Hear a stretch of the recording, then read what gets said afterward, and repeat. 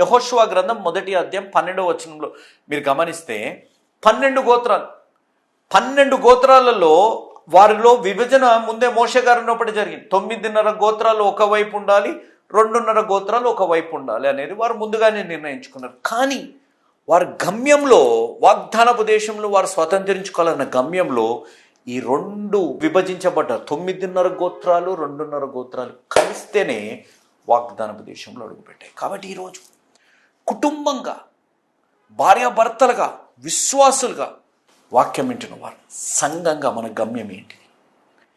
వ్యతిరేకతలు వస్తాయి. ఎంత వ్యతిరేకత ఉంది క్రైస్తవ్యంలో? ఈ వ్యతిరేకతలో క్రైస్తవుల్లో ఐక్యత ఉందా? మీరు చెప్పే మాట మీరు ఆలోచించండి. క్రైస్తవులలో ఐక్యత అనేది ఉందా? ఇంత వ్యతిరేకతలో మనల్ని మనమే విమర్శించుకుంటున్నాం. వీడి బోధాలా, ఆడు బోధాలా, వీడి ఇలాంటి వాడు, వాడలాంటి వాడు అని మనల్ని మనమే పేర్లు పెట్టి విమర్శించకూడదని నేను